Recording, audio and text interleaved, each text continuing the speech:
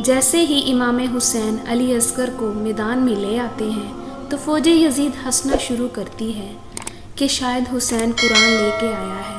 اتنی دیر میں امام حسین اپنی عبا میں چھپے ہوئے علی اصغر کو ظاہر کرتے ہیں اور فرماتے ہیں، اے میرے نانا کی امت، یہ 6 ماہ کا رسول اللہ کا نواسا ہے، اگر تمہاری جنگ ہے تو مجھ سے ہے، اس معصوم بچے نے تمہارا کیا بگاڑا ہے؟ ارے 3 دن مسلسل پیاسا رہنے کی وجہ سے اس کی ماں کا دودھ خشک ہو گیا ہے، اسے تھوڑا پانی دے دو، اسے آرام مل جائے گا۔ فوجی یزید زور زور سے ہنسنا شروع کرتی ہے اور کہتے ہیں، اے حسین، اگر بچہ اتنا ہی پیاسا ہے تو اسے کہہ دو خود ہم سے پانی مانگے، ہم ضرور دیں گے۔ امام حسین نے فرمایا، اے اصغر، اپنے نانا کی امت سے پانی مانگ۔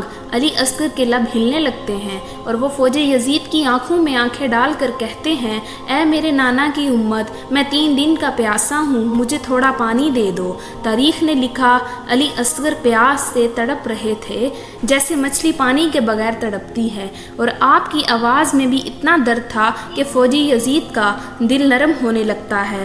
اتنے میں عمر بن سعد کہتے ہیں، اے حرملا، ایسا نہ ہو کہ فوج میں بغاوت ہو جائے، چل نشانہ لے اور اس بچے کو قتل کر دے۔ بس وہ نشانہ لیتا ہے، 1 مرتبہ نشانہ لیتا ہے لیکن تیر چلا نہیں پاتا، دوسری مرتبہ کوشش کرتا ہے، تیر چلا نہیں پاتا۔ جب تیسری مرتبہ بھی تیر نہیں چلا پاتا تو عمر بن سعد کہتا ہے کہ پورے لشکر میں تجھ سے بڑا بے رحم کوئی نہیں، تجھ سے یہ بچہ نہیں مارا جاتا۔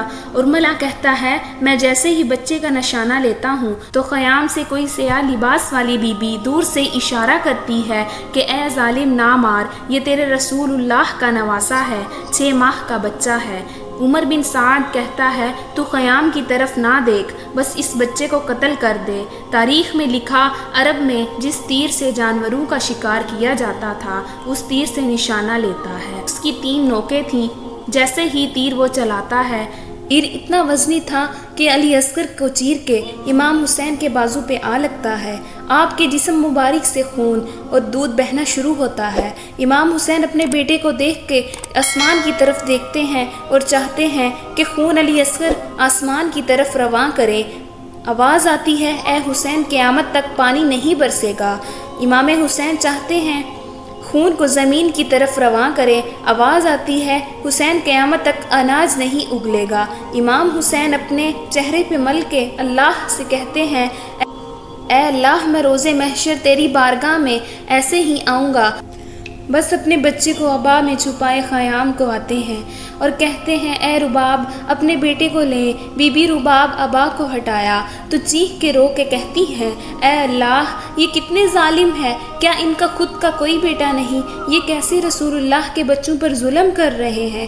امام حسین بی بی رباب کو دلاسا دیتے ہیں اور فرماتے ہیں، اس بچے کی قربانی رہتی دنیا تک یاد رکھی جائے گی۔ اے رباب، ہماری شہادت کے بعد ہماری لاش کو پامال کیا جائے گا، ہمارے سروں کو کاٹا جائے گا۔ میں نہیں چاہتا کہ اس معصوم بچے کی لاش کی بھی بے حرمتی ہو۔ خیام کے پیچھے بچے کی قبر بناتے ہیں۔ امام حسین اور بی بی رباب خیموں کے پیچھے گٹھا کھودتے ہیں اور وہاں علی اصغر کو تدفین کر دیتے ہیں۔ تاریخ نے لکھا، جیسے ہی امام حسین کی شہادت کے بعد تمام شہیدوں کے سروں کو کاٹا جا رہا تھا تو اتنے میں آواز آتی ہے کہ اس بچے کی لاش نہیں ملتی جس کو حسین پانی پلانے کے لیے میدان میں لے کے آئے تھے۔ بس ہر کوئی نیزہ ہاتھ میں لے کر کربلا کی زمین پہ مارنا شروع کرتا ہے کہ امام حسین نے ادھر ہی کہیں تدفین کیا ہوگا۔